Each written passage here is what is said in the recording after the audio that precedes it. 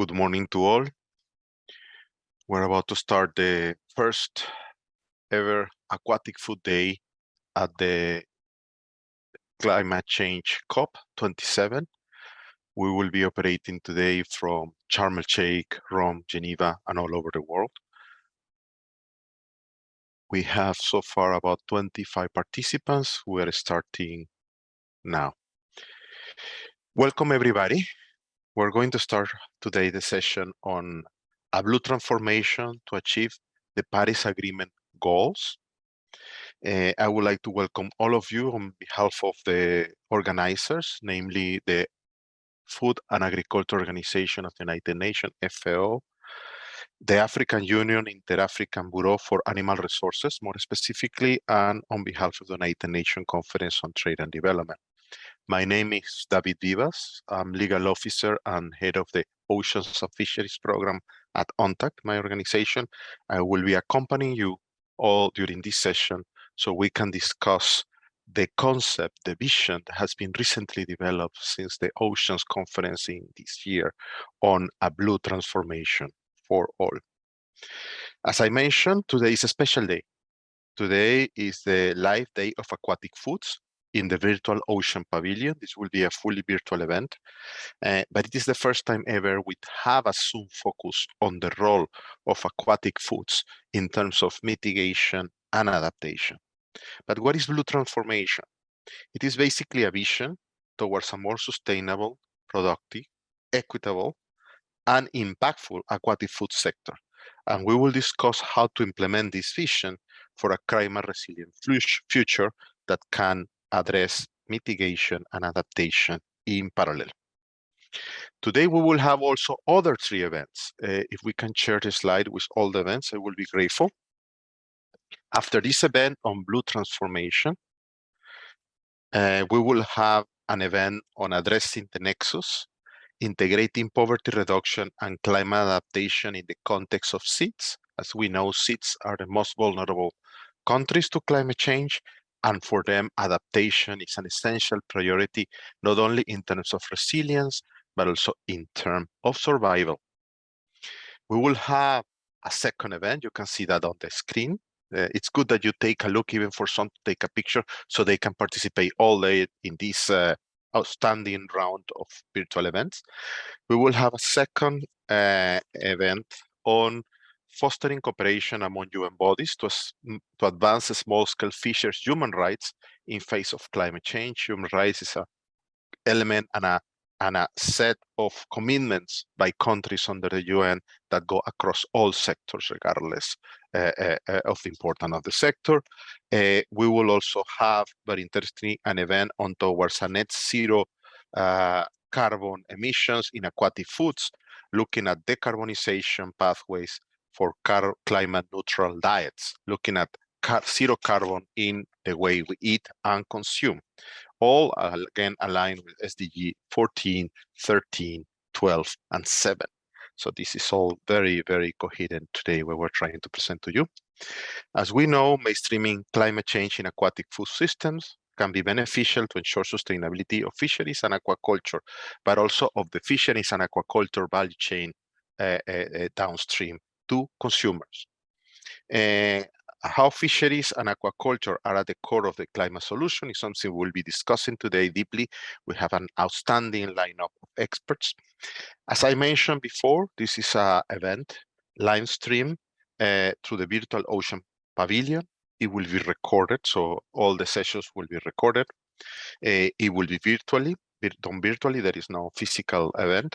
And I will encourage all the participants that are here with us today to, as they have questions, they will be listening to very interesting presentation findings. We will choose a video pool dialogue interactive methodology for this session, and I will encourage everybody to any burning question they may have to start adding them to the Zoom Q&A function that you can see in the Zoom system, so we can compile them and address them by our great group of experts a little bit later. As you could see in the slide presented before, there are some dash that you could use to disseminate the findings or pictures or comments on findings of this event in social media. Now, before we go into the event, we would like to first to check who's in the room. Let's see if we have friends from all over the world. We will be launching a first pool, an icebreaker on who's with us today. Please, colleagues. Please fill quickly the icebreaker. It's going to last only 1 minute, but we will get to know each other deeper in this process. We have question on from which region are you based and which sector do you represent. We will see the results in real time, so just take the time to vote. So everybody has voted. I think the pool is closed. Wow, we have 29% people from Africa. This is great. Also from Asia and Pacific and Europe, equal representation, almost 1/3 each. Not so many people from the Caribbean. I think they're still sleeping, but from North America, but they will be with us soon. And the event is being recorded. Great to see Africa represented because this is the first African UNFCCC Cup. So welcome on the results on sectors. Let me see if I can see it. We have a lot of UN entities. That's because we're here with all of you today, but also we see representation from government, civil society, not many people from industry, but I'm sure they will join us soon. So we will thank you for this wonderful pool. Let's go now to the sessions. First, we will, to ensure you have a clear understanding of what we meant by blue transformation and what is the vision behind, we will have a short video by the FAO on blue transformation. It's going to be beautiful. Please enjoy it. Any change begins with an idea, a vision to achieve more, contribute effectively, make a difference. Today, we can imagine a different kind of world and take the action required to achieve it. Imagine a world where fisheries and aquaculture can transform nutrition and food security to feed the world's growing population. All aquatic resources are managed sustainably. Aquaculture supports economic development, poverty reduction, and nutrition in low-income countries. Inclusive and equitable value chains bring an end to food loss and waste, while ensuring all consumers can access safe aquatic food. The human rights, security and incomes of all fishers, fish farmers and fish workers are guaranteed and protected. Blue transformation is possible. A world where fisheries and aquaculture drive real change and create a meaningful difference to the lives and livelihoods of millions of people. FAO is ready to drive a blue transformation by harnessing science-based solutions, creating dialogue, and leveraging policies that can make it happen. But we cannot do it alone. We need meaningful collaboration and invite national and local governments, the private sector, and other partners to join us. Blue transformation is not only possible, blue transformation is needed if we are to nourish and sustain a growing population. But it must begin now. It must begin with us.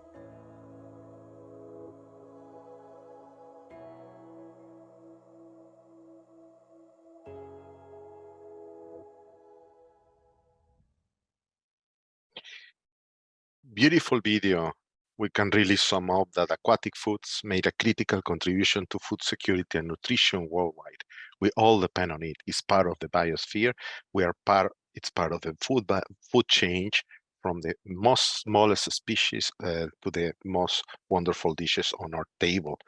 Now we have some critical challenges. One of them is population growth. Yes, it was announced yesterday. We are 8 billion people now. Not anymore 7. So we just jumped 1 billion in less than 7 years. So very worrisome. And we have also the essential challenge of climate change that we'll be discussing today. Obviously, we need to twin, or we cannot decouple, depending on how you want to see it, the efforts to have sustainable food security system and to conserve environmental endowments that have been given to us. Now we have a special guest before we go into the panel of experts. We have Ambassador Peter Thompson, former ambassador from Fiji, but he's also the UN Secretary General Special Envoy for Oceans. He had a critical role in the success of the UN Ocean Conference this June in Lisbon. We're going to have a message from him on the new term coined by the UN on all these processes related to the blue economy or blue transformation, titled Sustainable Blue Economy. Ambassador Thompson, as always, we're happy to listen to your wisdom. Excellencies, ladies and gentlemen, greetings to you all, and thank you for granting me this opportunity to address you and to advance a few ideas for your consideration. Firstly, I put it to you that FAO's Blue Transformation Roadmap provides us with clear directions for the vitally necessary task of transforming our aquatic food systems. It's a roadmap that provides for a climate-resilient future for aquatic food systems for the period 2022 to 2030, and it fully aligns with the 2021 Declaration for Sustainable Fisheries and Aquaculture of FAO's Committee on Fisheries, along with FAO's Strategic Framework 2022 to 2031. In addition, the Blue Transformation Roadmap is specifically designed to maximize the contribution of aquatic food systems to the Sustainable Development Goals. As such, this is a roadmap that belongs to us all and is one that we should all understand and faithfully follow. That statement is true because when you examine the mounting challenges facing the world's food supplies, as we did at the UN Food Systems Summit this year in Rome and in New York, it is clear that transformed aquatic food systems emerge as a prime element of future food security for humanity. Secondly, I ask you to consider that we do not live in ordinary times. The Secretary General of the United Nations has declared a red alert for humanity. With climate change now severely affecting land and ocean ecosystems around the world, and cataclysmic planetary consequences predicted by science if we continue along our current path. The effects of climate change are magnified by interaction with other drivers, including overexploitation of planetary resources and socio-political malfunctioning, all of which propel us to increasing hunger and malnutrition around the world, rather than towards our much desired achievement of the Sustainable Development Goals and the Paris Climate Agreement. My third point relates to the rule of H2O. Without water, there is no life, and be it fresh water or salt water, without it we would starve and could not breathe. And yet we treat water as if it is an immutable given.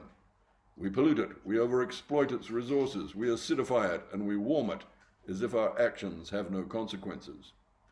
The UNFCCC COP process has now accepted the ocean climate nexus into its work, recognizing it as a fundamental piece of the Earth climate system. Meanwhile, both the UN Ocean Conference this year and the UN Water Conference next year have focused on the hydrological cycle, recognizing changing planetary conditions for H2O, along with the importance to us all of the source-to-sea ethos. Within this point rests the well-being of sustainable aquaculture, be it in fresh or salt water, and the necessity of our blue transformation efforts putting the integrity of planetary water supplies at the center of the aquatic food systems. My fourth point is that aquatic food systems are a key element in meeting the expected increase in demand for food over the next few decades. The large biological diversity of our aquatic foods, the efficiency of their production systems, and their low carbon and environmental footprint makes them one of our greatest allies in meeting these expectations. But if we want fisheries and aquaculture production to contribute to climate resilient, nature-friendly and sustainable aquatic food systems, transformation is essential. FAO's Blue Transformation Vision will satisfy the world's growing nutritional needs by providing the legal and policy and technical framework to sustain growth while conserving and increasing the resilience of aquatic systems. Most importantly, it is a vision that requires commitment and support, as well as integrated and decisive action to reverse the decline in the health of the marine and freshwater biodiversity ecosystems that underpin aquatic food production. And so I come to the central message that I'm advocating here in Sharm el-Sheikh. SDG 14, our universal goal to conserve and sustainably use the ocean's resources, is the most underfunded of all the SDGs. When you consider that the sustainable blue economy, be it in relation to food, energy, communications, or health, represents the future of human security on this planet, we should understand that in the context of intergenerational justice, it is urgent business to correct this underfunding anomaly. In short, the time has come for the climate finance needle to move decisively in the direction of the sustainable blue economy. At the UN conference in Lisbon this year, there was a surge of innovative solutions put forward to advance the well-being, productivity, and the sustainable use of the ocean. Meanwhile, an increasing number of UNFCCC parties are targeting ocean-based climate action in their adaptation policies, with increasing attention to enhancing sustainability of fisheries and aquaculture. These measures involve research and diversification and capacity building, sustainable management, habitat protection, and financial instruments for infrastructure investment. So I join the call of the developing world in saying, show me the money and we'll get on with the job. Thank you for your attention.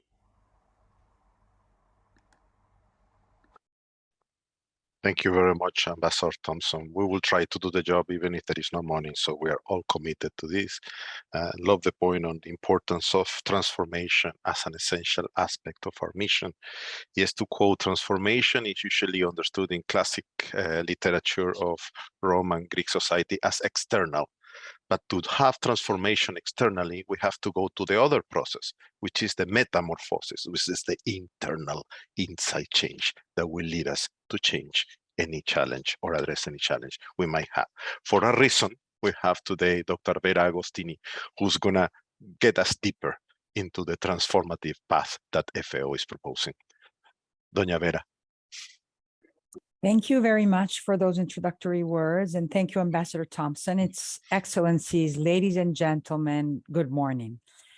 It is really an honor and a pleasure to contribute to the first live day on aquatic foods at the UNFCCC COP27, and to share with you Blue Transformation, FAO's Blue Transformation vision, and with a particular focus on how our vision will contribute to the Paris Agreement goals.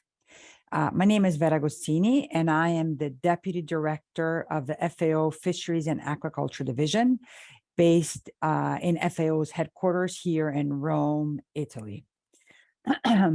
Now, next slide, please. Before I introduce Blue Transformation, I want to give you some context, and I'm going to give a little bit of time to make sure that the slide shows up. See, looks like we're having some technical trouble. There it is. Okay, so let me give you some context on that we operate in. First of all, FAO's overall goal is one of ending hunger. This should not be a surprise to any of you. And these numbers on the slide tell us how we're doing on that. The short answer is we're not doing very well. After decades of improvement, the number of undernourished in the world has been rapidly growing, as you see from the slides on the plot on the left. Now, we are experiencing also, as you can see on the right, a significant increase in food prices, which now stands at about 2.5 times the average food price at the turn of the century. As a result, a shocking 3 billion people cannot afford a healthy diet. We need to do all we can to change that. Next slide. Now, in the context of that many people not being able to afford a healthy diet, we need a greater focus on aquatic foods. And this has been called upon, for example, by the UN Food System Summit and UN Nutrition in addressing the challenges of food insecurity and malnutrition in the world. Aquatic foods can help us do that. Now, one of the reasons for this added interest is the phenomenal combination of micronutrients that makes aquatic foods nature's superfood, as this figure wants to illustrate. Next slide. Now, I think it was Ambassador Thompson already mentioned this, but I just wanted to, also note that another reason for an increased focus on aquatic foods comes from the fact that they are more effective converters of feed to flesh compared to land-based animals, as you can see on the left, and they emit much less greenhouse gases than them, as shown on the right. So we wanted to show you some numbers that help illustrate this. Now, these are, of course, our average measures, but and in diversity in these indicators is evident across food production systems. However, these figures send a powerful signal of the nutritional benefits and lower environmental footprint, as Ambassador Thompson was saying, of aquatic animal food production. Next slide. In this next slide, you can see that really one should not underestimate that fisheries and aquaculture directly employ 60 million people. And we'll hear a little bit about this later in this day. Now, if we include the fish value chain, 60 substance fishers and their dependents, FAO estimates that about 600 million people depend on this sector for their livelihood, and the large majority in small-scale fisheries and aquaculture. And many of these have limited livelihood alternatives. Next slide.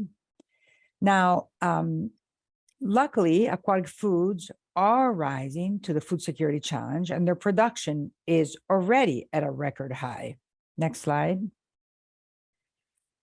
In fact, aquatic animal production, as you can see in this plot, has been growing for decades at twice the rate of population growth, as you can see from this time series, which, by the way, is the longest time series of any statistical data set published by FAO. It is 70 years of continuing and consistent production data, really a treasure for us to look at trends and patterns. Now, what does this plot tell us? That production has been growing thanks to fisheries development until about the mid-1990s. And then aquaculture stepped in and had a much more important role. That really, aquaculture is the fastest growing food production industry.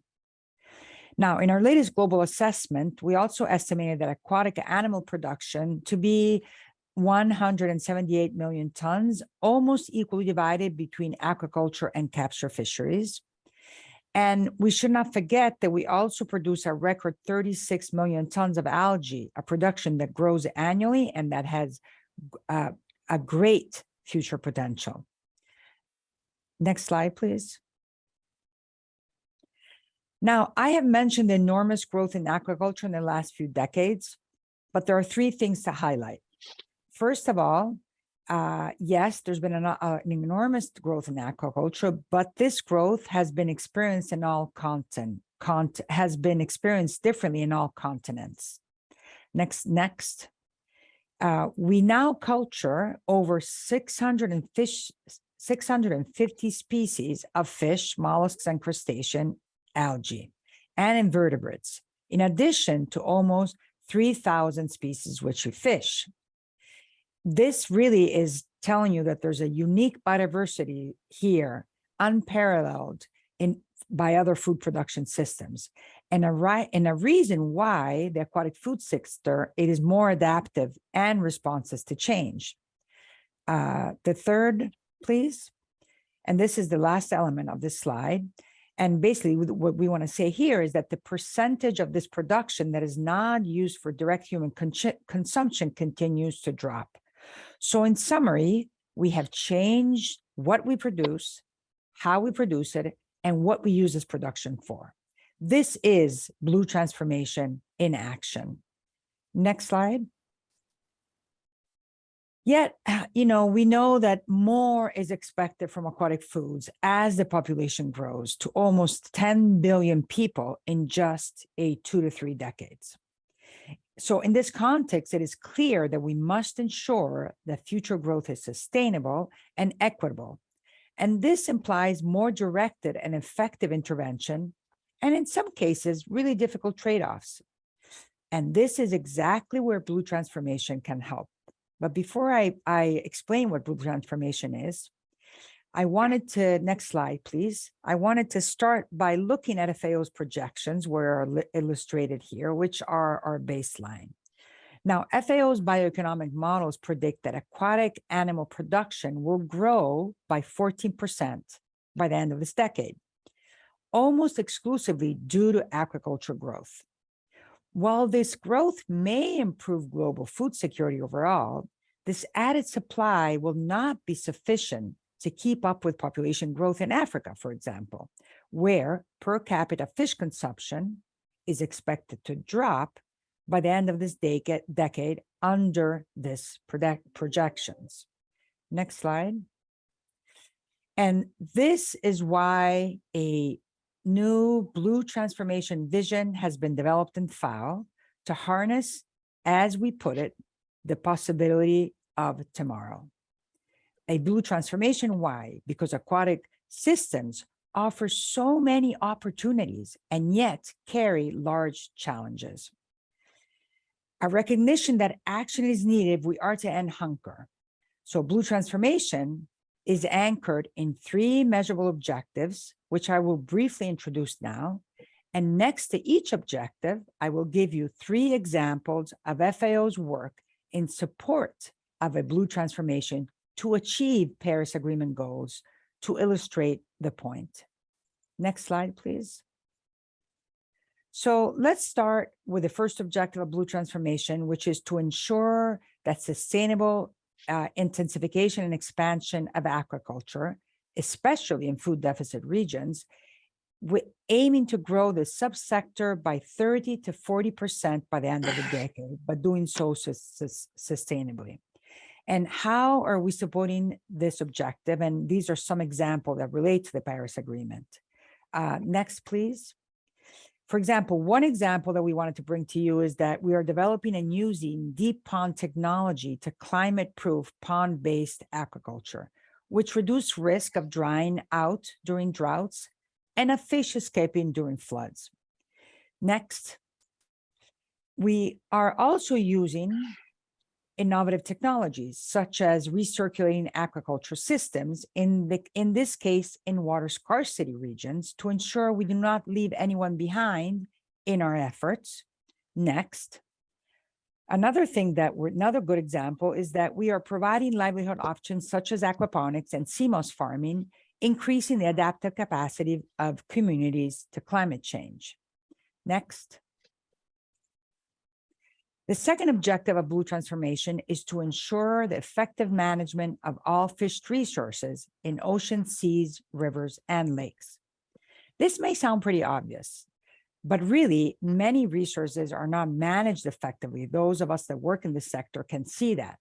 So our data, consistent with academic evidence, shows that when applied properly, management works and resources become sustainable. When not applied, resources deteriorate. So how are we supporting this objective? 3 examples again. The first one next is the long-standing and unique FAO Norway fisheries development programs, underpinned by the research vessel Dr. Fridtjof Nansen, which collects data and information on the impacts of climate change and conducts research at sea and builds capacity at sea and on land in 32 partner countries in Africa and the Bay of Bengal. We are also developing a next science-based frameworks for solutions to emerge, and these include the FAO Adaptation Toolbox for fisheries and aquaculture, vulnerability assessments, and specific guidance on climate adaptive fisheries management. Next, which is the final example for this objective, is the work we do through field projects, regional fisheries management organizations, and FAO members to raise awareness and capacity and building interventions to improve safety at sea and reduce accidents and fatalities as part of climate change adaptation efforts. Next slide. This is the last objective. The third and final objective of blue transformation is the development and upgrading of fish value chains, because better aquaculture production and better fisheries management are necessary, but they are insufficient alone to achieve a blue transformation.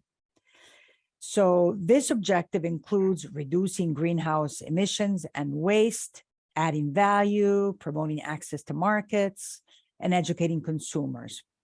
Now, again, 3 examples of our work in this area. Next include assisting countries to use novel oven technology for smoking of fish more efficiently, reducing waste, and reducing the health impacts on processors, most of them women.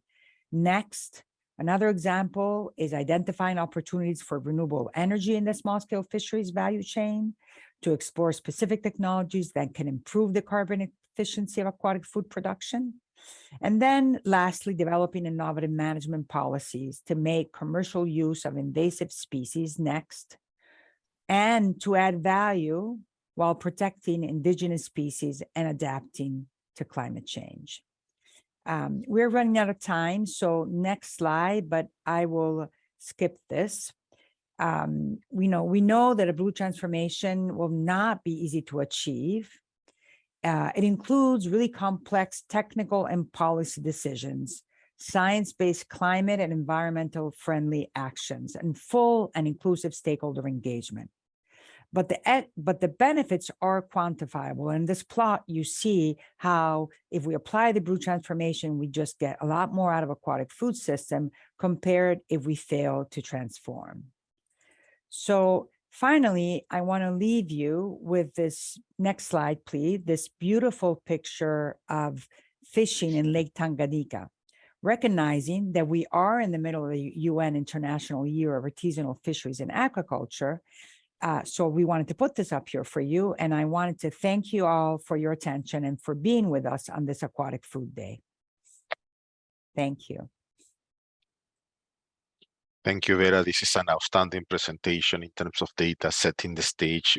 Within each term you use, there is an ocean of knowledge behind, so we can see how important this is. And quick comments, the issue of food price index coming up, not only for the war on Ukraine, but also fuel prices going up, the value of the UN initiative on the Black Sea grain process to allow grain to go out, essentially in many cases for aquaculture. I love the point on the fact that the aquatic foods are very low intensive in carbon emissions.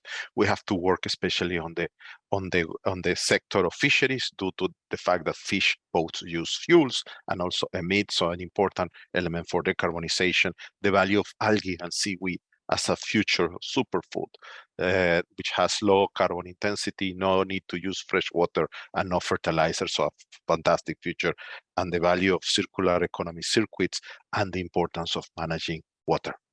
So based on those comments, and now go to the presentation of our distinguished list of panelists for this Blue Transformation session. First, I will list the names so we can all get to know them, and then we will go into the 3 sessions that we have today, one on fisheries, one on aquaculture, and one on fish-related value chains.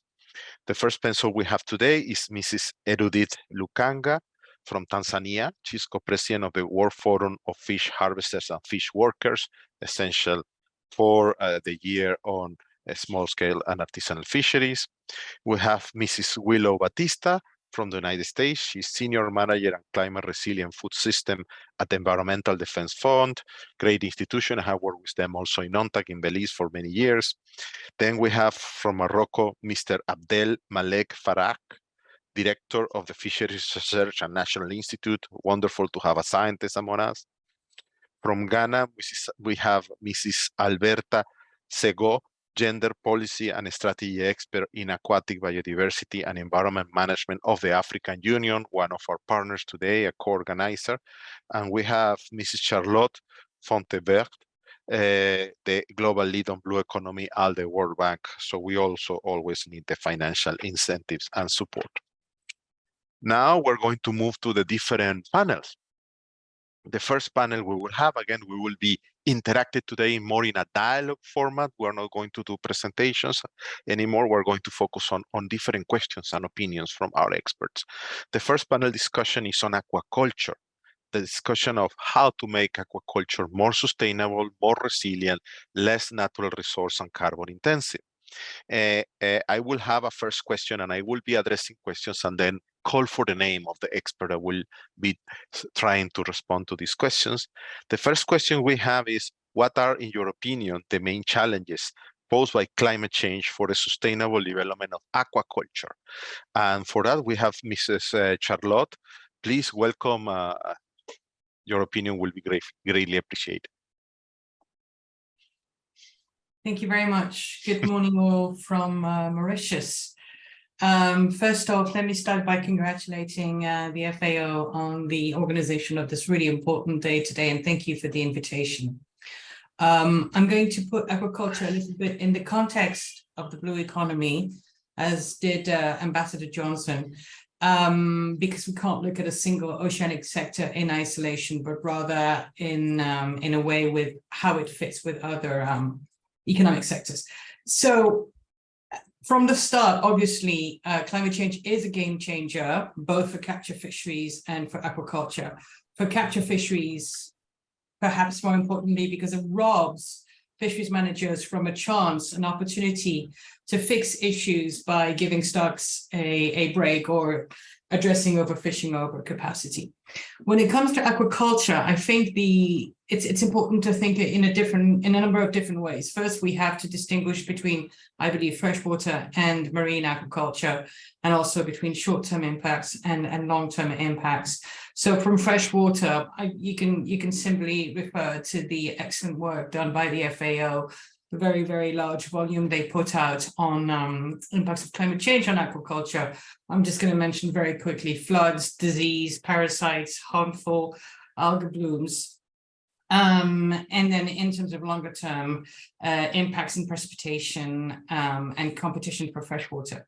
When it comes to mariculture, though, I would like to highlight the fact that perhaps the consequences of climate change are even less known than they are for freshwater. For instance, I'm just going to mention, obviously, increases in sea temperature, which you already know about, but also acidification and changes in ocean current patterns. So all this contributes to a great degree of uncertainty, to which I would add uncertainty as far as poverty is concerned, because it's going to be very difficult to assess the adaptation capacity of those who engage in fish farming or algae farming.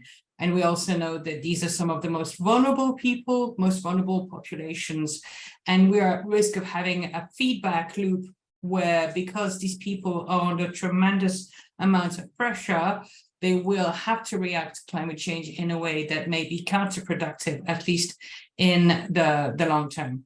So very long way of saying that basically we are in a very uncertain situation. We know it's going to be bad. We don't know how bad it's going to be, but we do have a chance. We have an opportunity to take a precautionary approach where from the start, we can focus on improving practices, both in capture and in aquaculture, so that at least ecosystems, environments and ecosystems and the stocks have been given a bit of a break, and they're therefore going to be more resilient and able to adapt to those impacts that we know are coming. Thank you. Wonderful.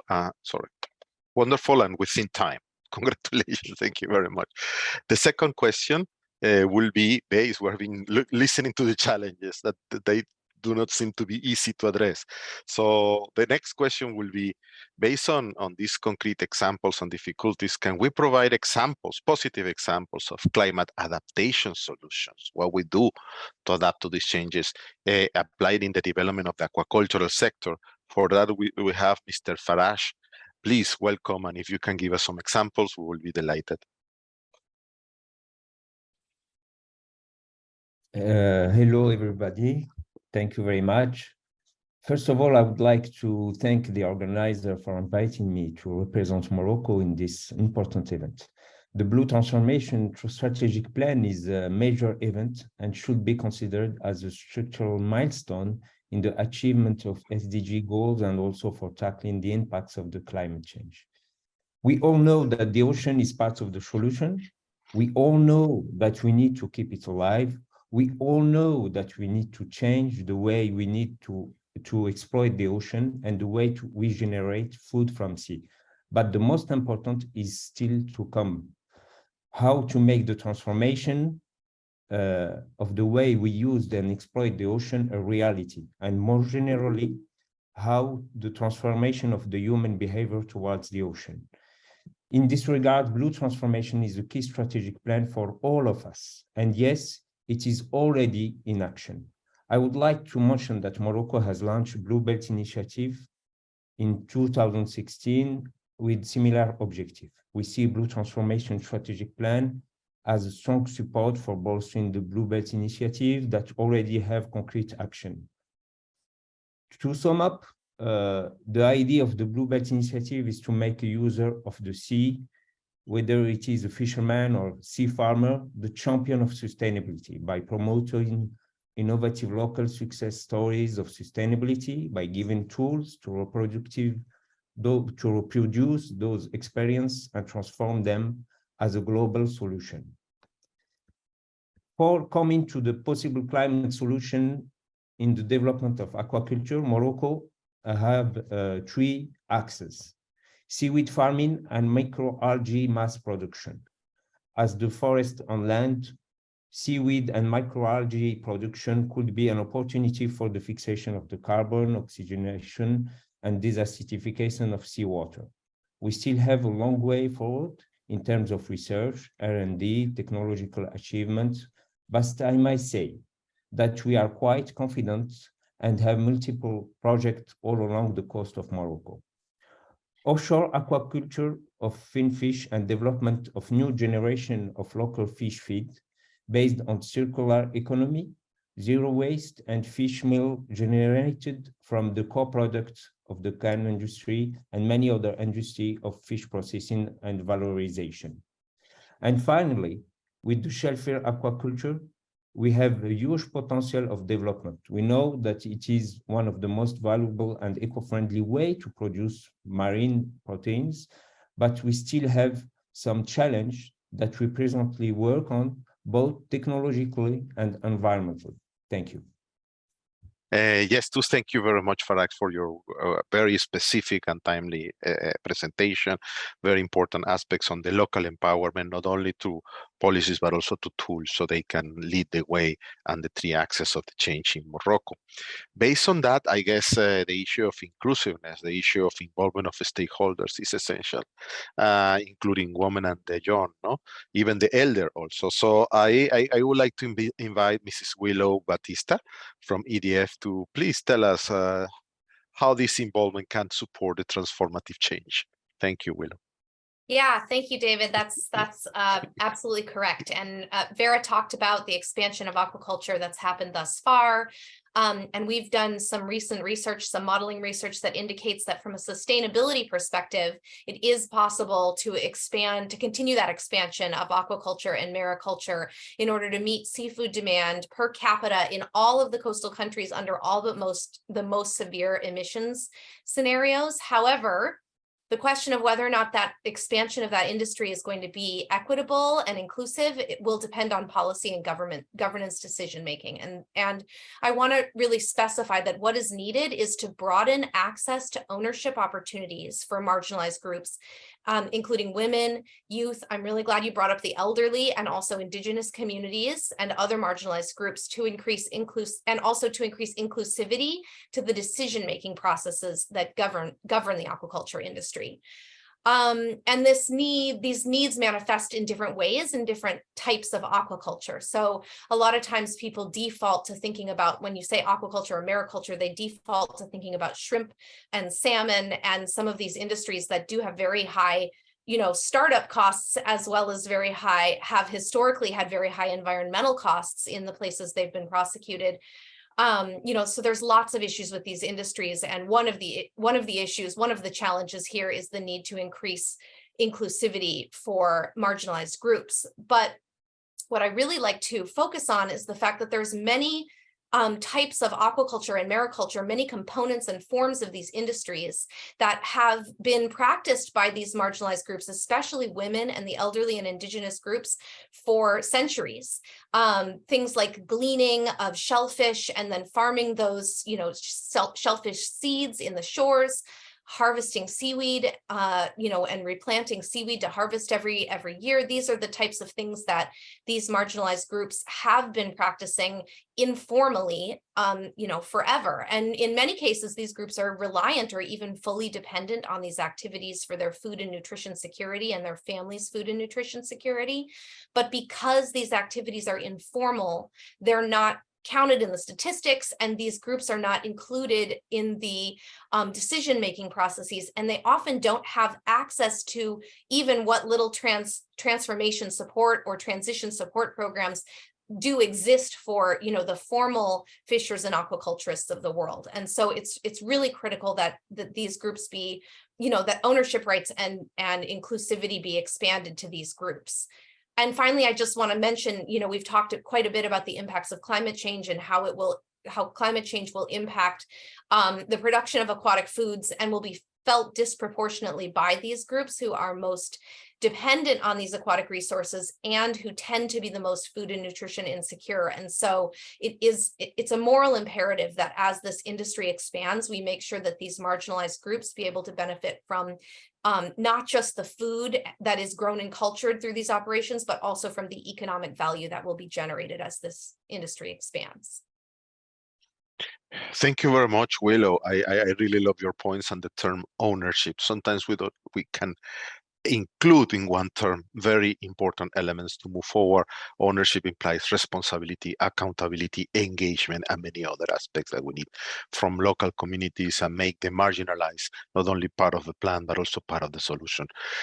Now, having listening to all these challenges in the aquacultural sector, but also some of the solutions presented on adaptation, but also on social inclusion and ownership, we're going to launch a second pool. We're trying to make this fun. So we're going to have now a second pool based on the first question, which is, it will be shown in the screen in a few seconds, so you can vote.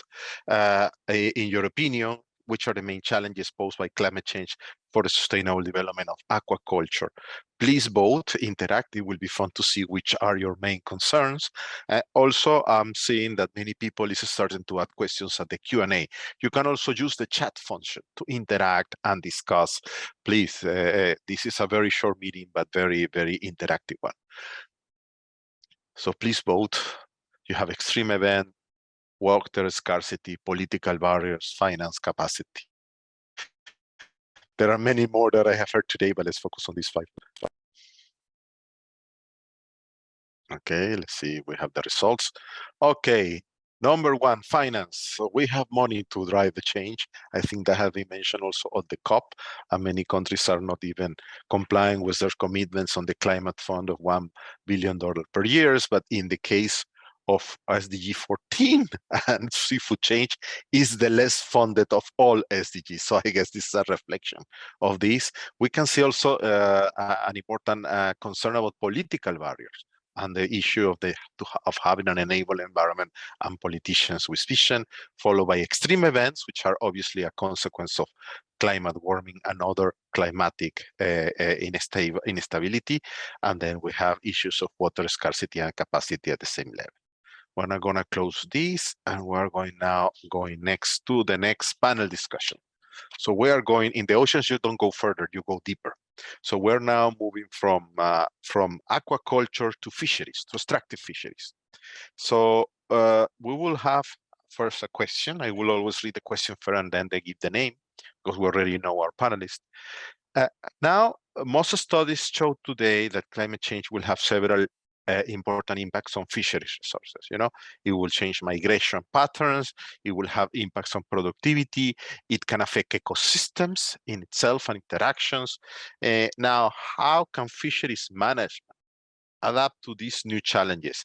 And what kind of mitigation underlying this time mitigation, we're talking in the previous one about adaptation, should be implemented in the extractive fisheries sector, especially thinking that fisheries fleets need fuel oil to run. These are not sails boat anymore, like in the 19th century. So we need a special element of decarbonization, I guess. But I'll leave the word to the expert, Mrs. Farage. Again, welcome back, sir. Merci pour être ici aujourd'hui. Thank you very much. If you may, I will perhaps correct. There are they will not be changed. They already have a change and impact of the climate change. Today, day by day, we see the effect of massive upheaval of hydrodynamic condition and the stock dynamics. And there are many changes that we see on the fields. In Morocco, we promote a new pathway that combines a mix of many solutions. There is not only one solution we need to combine. First, we promote the idea that we need to produce more by fishing less. It will be profitable in both biological and economical aspects.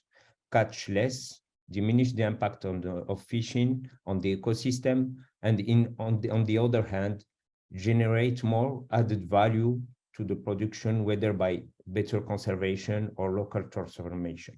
So it is very important, and it is a huge transformation in the system of fishing production, but also in installing all industry locally to added value transformation. Second, make the marine ecosystem more biodiverse and more resilient to climate change. Marine protected areas are, without any context, a key solution that is beneficial not only for the ecosystems, but also for the users, the fishermen, the sea farmers, and for all.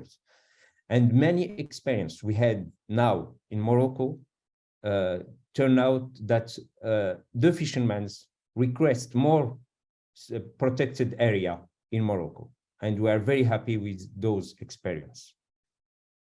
Third, we experiencing now a sentinel fishing. This is the implementation of the user observer concept of the Blue Belt Initiative. We now have more than 200 fishermen that contribute to this pilot project, and we are studying how to scale it up and at a national level. The concept is that to make the fishermen as the observers and to deliver their observation to science, to research, and to the manager every day.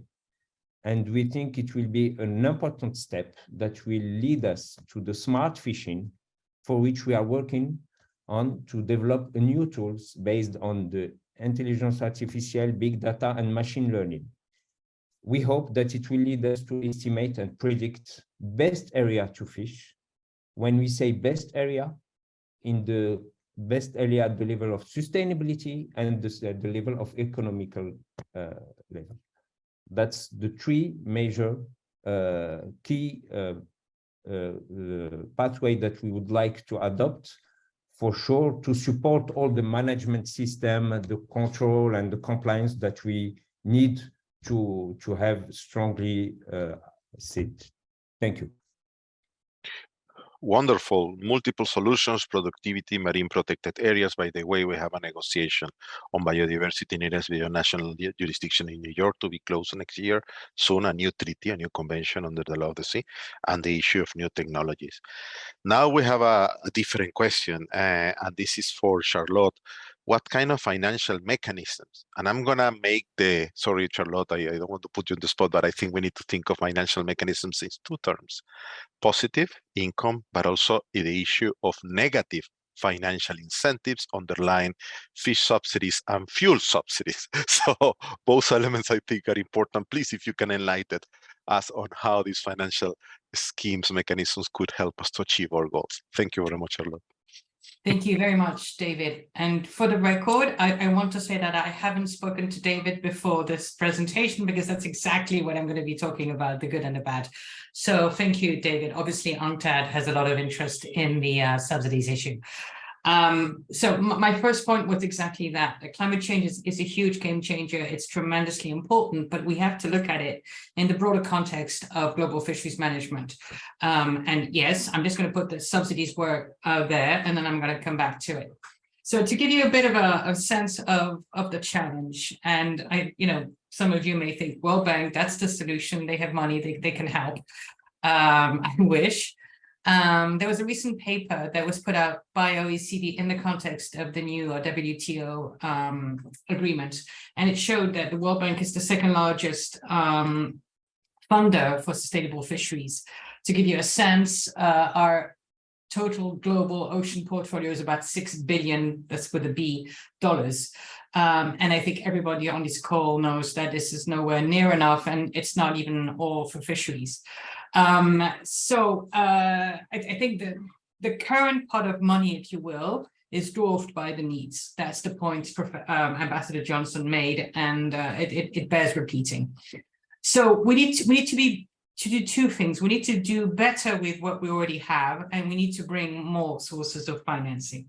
In terms of more sources of financing, I'm happy to talk about ProBlue, which is a multi-donor trust fund that was launched by the World Bank with about 17 global partners, about $200 million. So again, $200 million, if you think about it, it's not going to make much of a change, except for the fact that it's trying to be very strategic and leverage other resources and think creatively and innovatively about how to better approach things.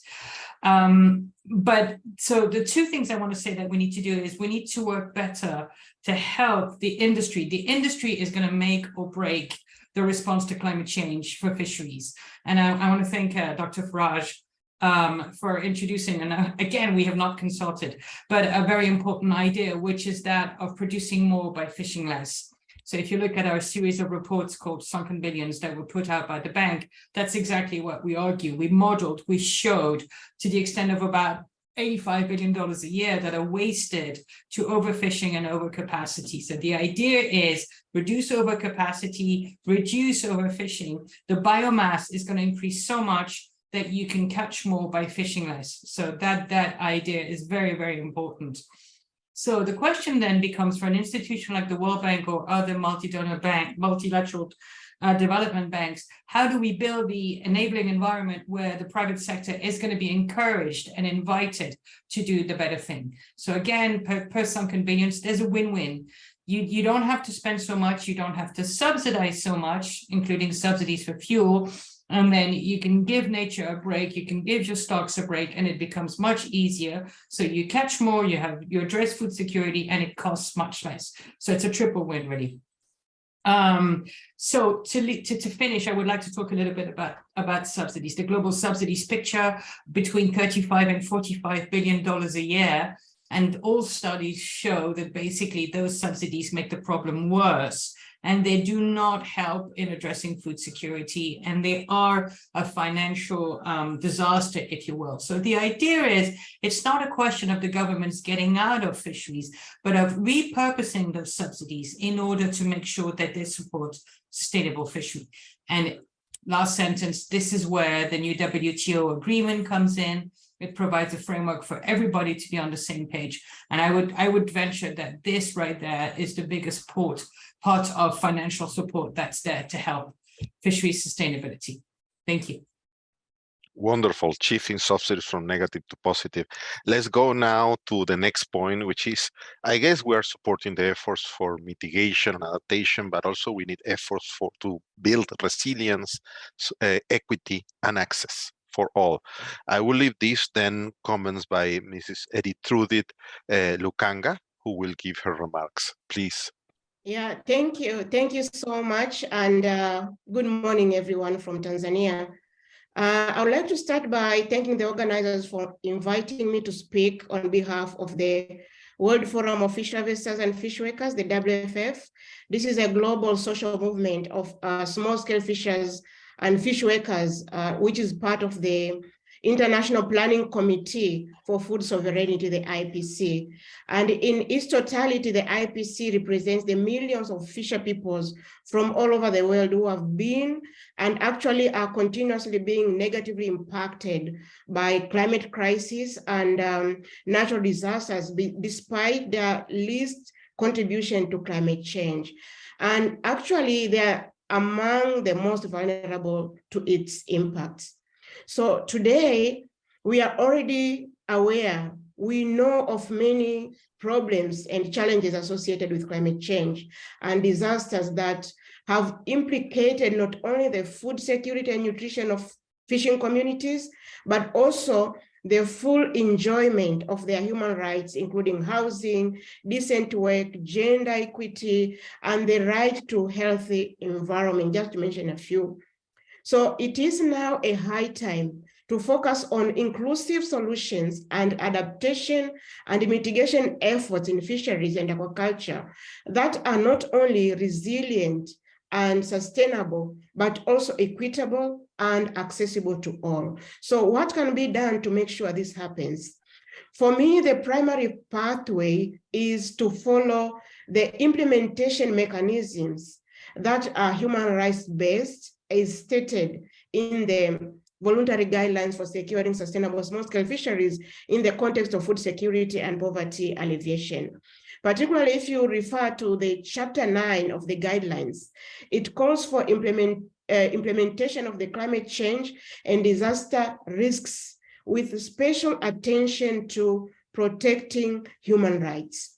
And number 2, equitable and accessible strategies require states, government agencies, development partners, and financial institutions to consider, and actually they should consider, for me, making available to small-scale fishing communities transparent access to adaptation funds that can equitably be accessed, especially by the small-scale fishers and their organizations.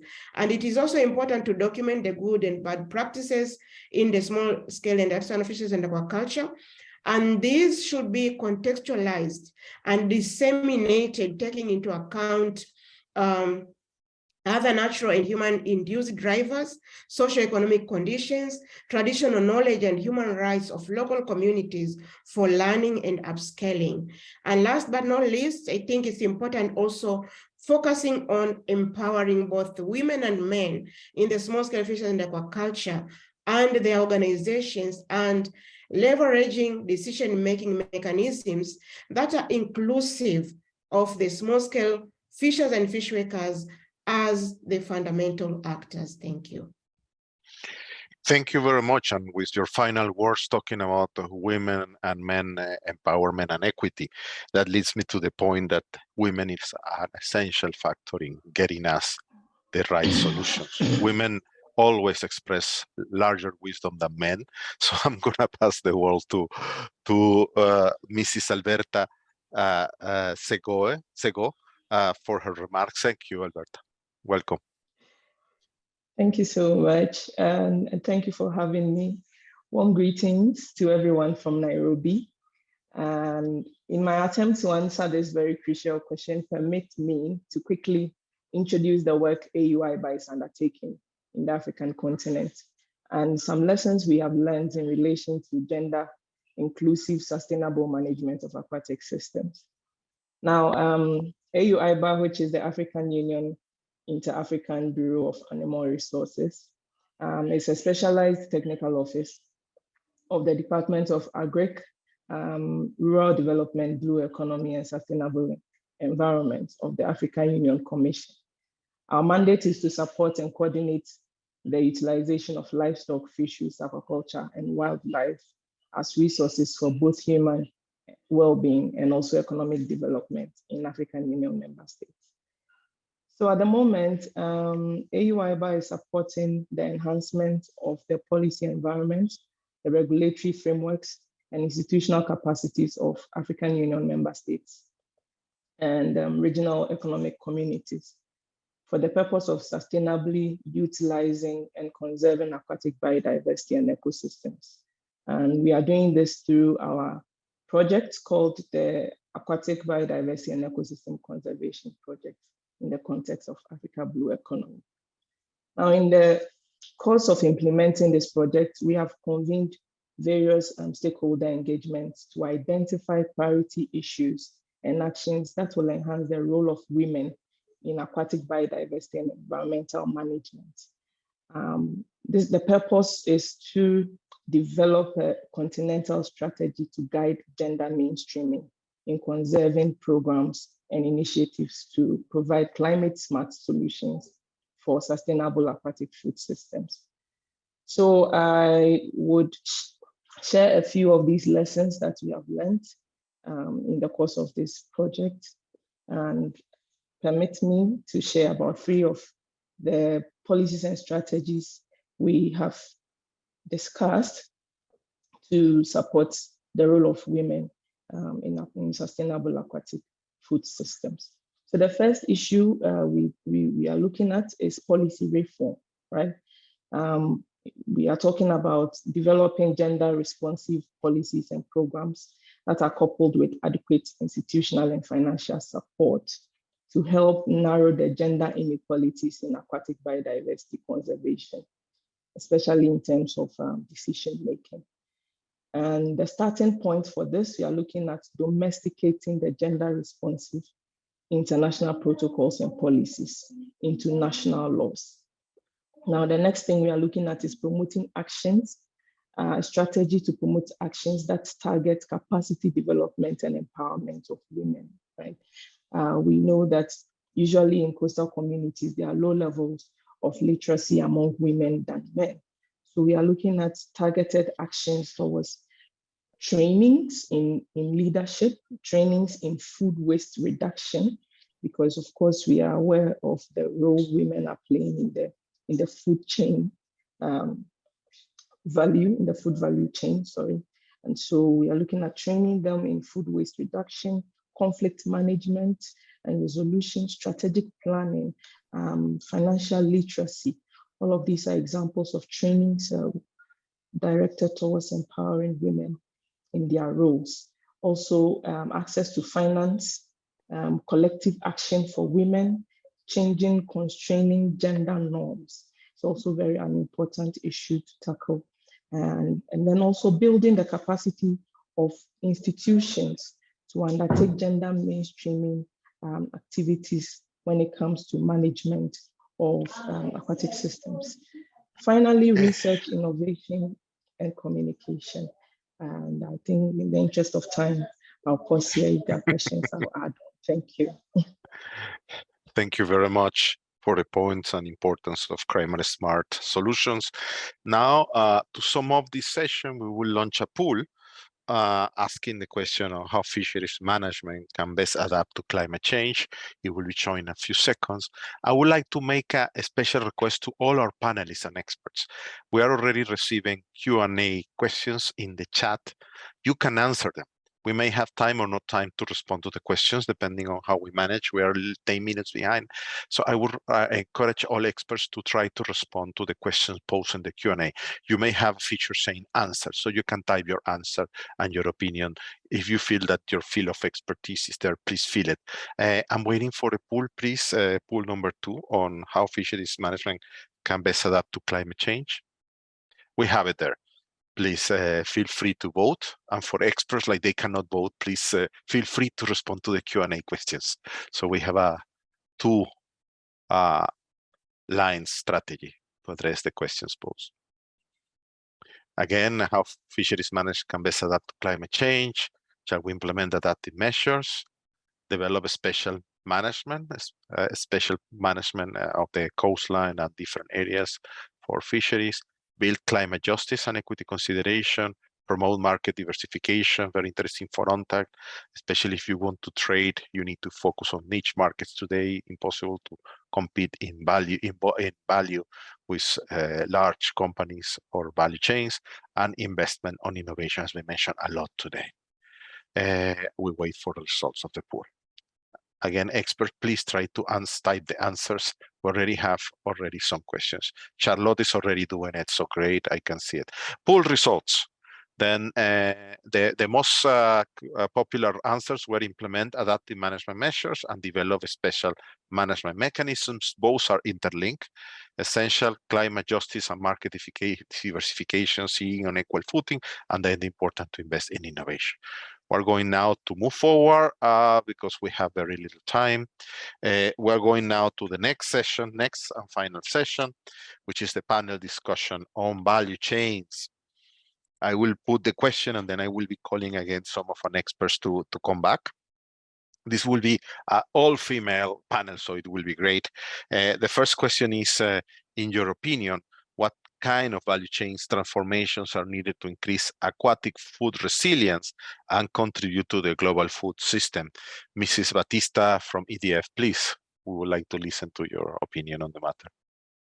Sure. Yeah. I mean, this is a huge question. What kind of Yes. transformation to the global value chain? I think that the specific transformations are going to be very context specific. And I actually want to point to Dr. Alberta Sego's response.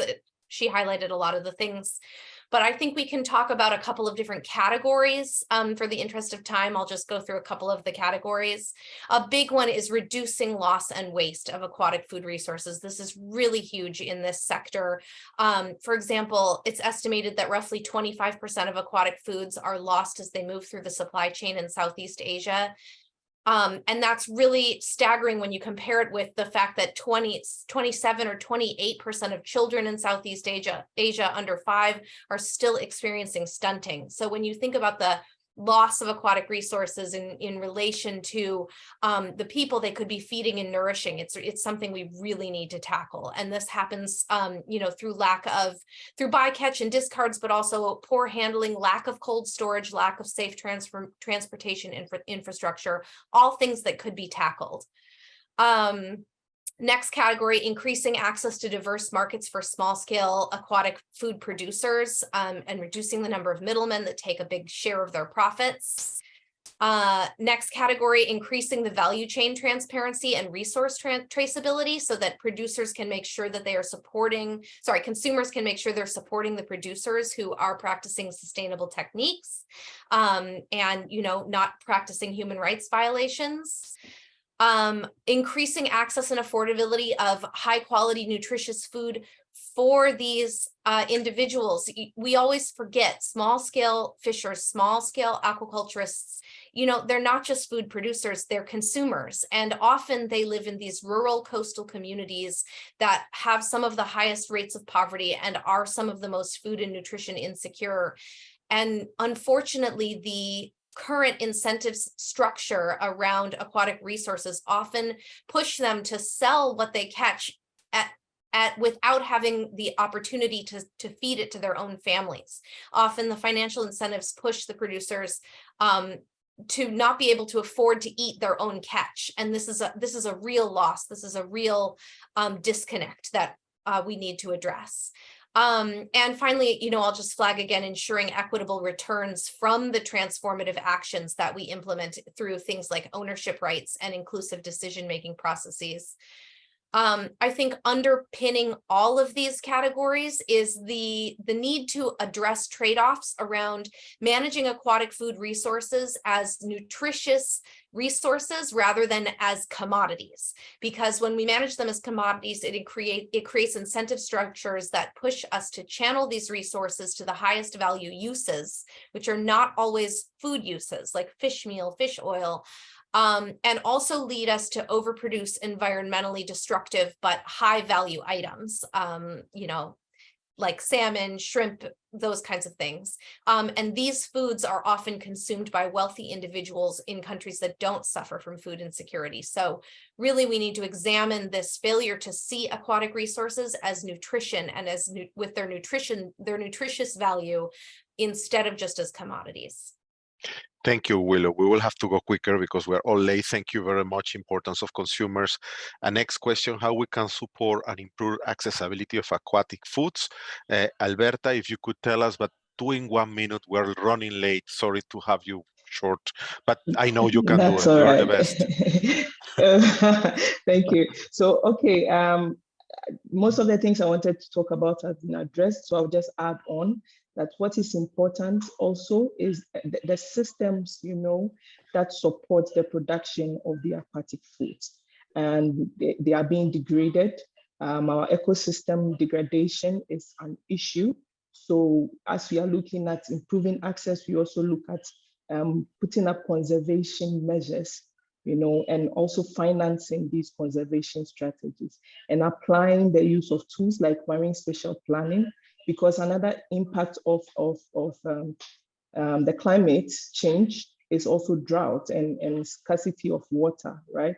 And so applying tools like marine spatial planning is going to help us in managing allocation of resources and also preventing conflict. And the last thing I'll talk about is also information and provision of development or development of state nutritional programs that promote the use of aquatic food in nutrition. So these are the few points I would like to add in the interest of time. Thank you.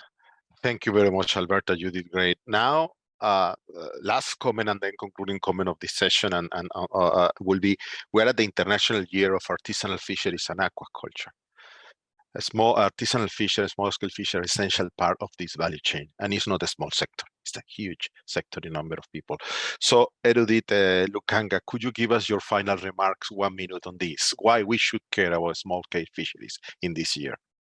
Thank you. Thank you so much. Thank you again. And in the interest of time, I'll also be very quick because some of the comments have been mentioned. We are almost at the end of the year 2022 that has been declared as an International Year for Artisanal Fisheries and Aquaculture, IAFA, that has provided an important opportunity to advance the implementation of relevant normative instruments, particularly the small-scale fisheries guidelines.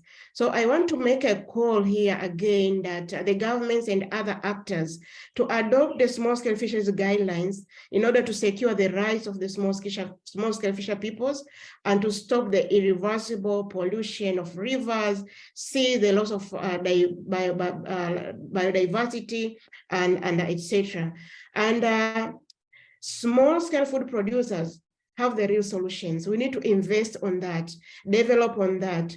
The year has given us a lot of plans, a lot of experiences. We need now to think towards the future, the indigenous and traditional knowledge and culture being an entire way of life that is about sustaining the communities and nature and not only about profit. We need also to look into real solutions to the climate crisis that are based on knowledge and practices that strike a harmonious balance between people and nature. And these solutions should be based on a simple principle that human rights come before profit and the rights of the corporate sector. So it's important to put people at the center, in particular the small-scale fishers and fish workers in the who are mostly affected by the climate change. Thank you. Beautiful. People and nature always come before profits.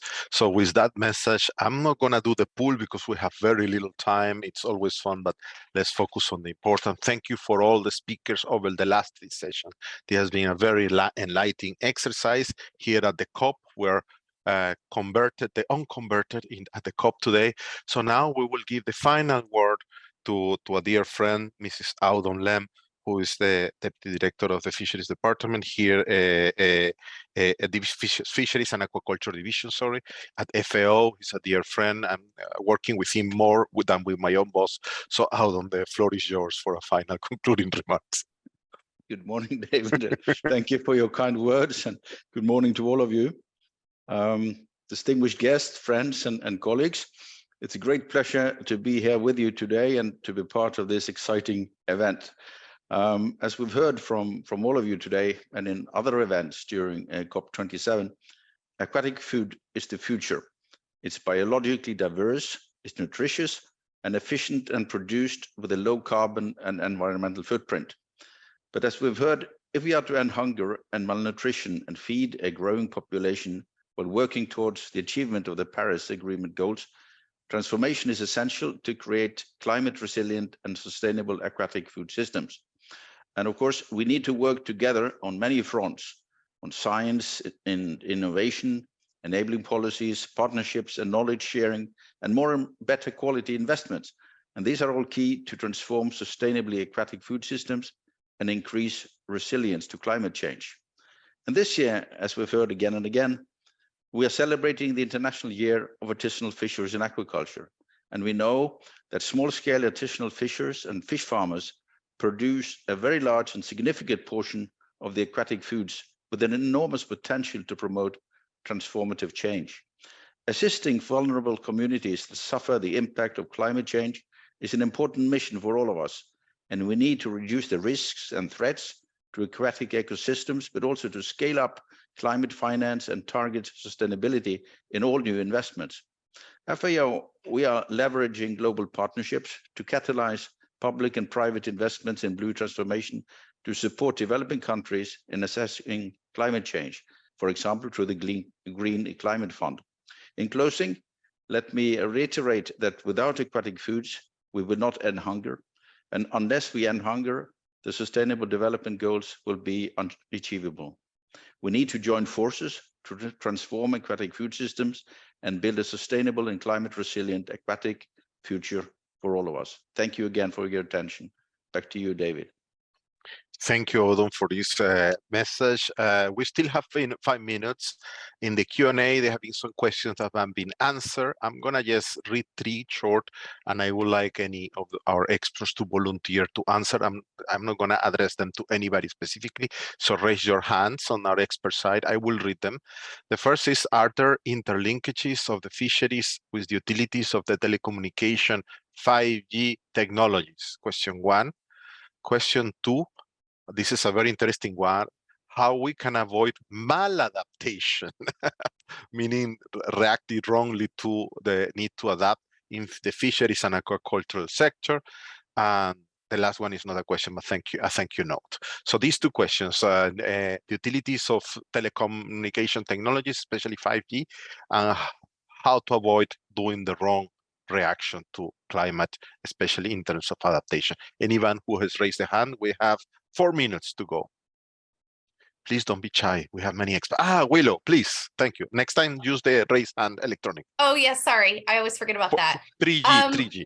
I can't speak to the 5G technologies question, but on the maladaptation, I really think the key is inclusivity of decision making. I really think that if the individuals whose lives are at stake here, whose lives are being impacted by climate change and whose livelihoods are at the center of the need for transformation, if they are meaningfully included in the decision-making processes, that is the pathway to avoid maladaptation. Thank you, Willow. I have the raised hand of Charlotte. Charlotte, à toi. Je ne sais pas si tu parles français.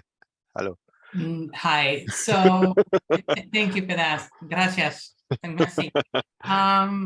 Specifically on the maladaptation, I think it's a brilliant question. I think if we look at where we are, it's because of what we did. And what we did was a little bit willy-nilly, throwing money at the problem. And I'm going to hark back to subsidies. In particular, I want to close the loop with everything that's been so interesting being said about the value chain and the stakeholders and, people before profit. There's a sense on the part of governments that when they subsidize, they're actually helping small-scale fisheries, and it's the exact opposite, right? So know thy subsidy should be everybody's motto. So not only are we going to give the stocks a break, but we're also going to help. We're going to help local communities. I'm just going to pitch. We have a major report on subsidies coming out of the World Bank, where we compare the situation in Mauritania and in South China Sea. And what we showed is that subsidies should be tailored to who you're trying to help. So this misnomer that governments are trying to help when they're actually making things worse. We're just leaving money on the table and we're taking too many fish out of the water. So we could do better, and we must. Thank you. Wonderful. We need to address government failure that leads to market failure. Now let's bring to Eddie. Yes. Let's go to Eddie Truthy, please. You had the hand raised for a final comment. We still have 1 minute. All for you.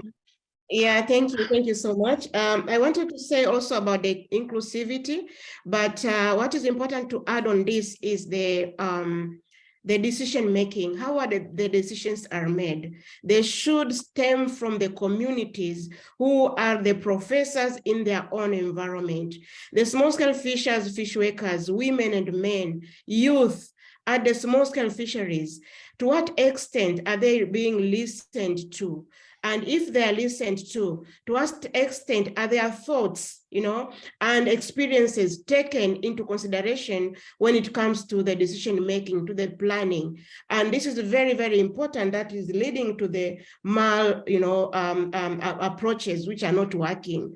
So taking also into consideration the knowledge, the skills, the indigenous knowledge that is very rich. And amplifying it even further to make sure that what works is what is being implemented and being amplified. Thank you. Thank you. I thought it was going to be the last question, but we keep having questions now, having gender balance. Mr. Farage, question to you. In your country, how do you ensure that benefits for fishers of MPAs, those that are allowed in the marine protected area, are greater than the cost they experience in being excluded from fishing areas? Question to you. Last minute, we're extending our time, but we always need your feedback. Mr. Farage. Yes. Excuse me, I didn't listen the question. I'll repeat to you. It's in the chat. Thank you. Thank you. I'll repeat again. A question for you. In your country, how do you ensure that the benefits for fishers of MPAs, marine protected areas, are greater than the cost they experience from being excluded from fishing areas? I guess other fishing areas. No? Yes. The answer is very easy. That these fishermen, that even though they have been excluded from these areas, they still fish in other connect areas, and they experience the high catch after the MPAs with in the connect areas. So they asked us and they requested to make others MPAs in other areas to increase the fish and the diversity of their catch. It's from their own experience. Experience is essential, and traditional local knowledge is essential, as mentioned by the previous speakers. So it's not only high tech, but experience and knowledge. Thank you very much, sir. Thank you very much. I think we have gone through all the questions. It has been a very early morning outstanding exchange. I think this is the most interesting event I've been in the COP so far. So thank you very much to all. Thank you for the organizing team on the FAO side, on the African Union. It's always a great pleasure to partner with all of you. Thank you very much for the experts for their wonderful points and interaction. If you have any presentation points, videos, please send it to us and we will compile it in a different web page. This was outstanding. Thank you very much. And I'll leave the place to the next event that we are 2 minutes late, but quality is more important than quantity. Thank you very much to all. Have a lovely day. Merci beaucoup. Shukran.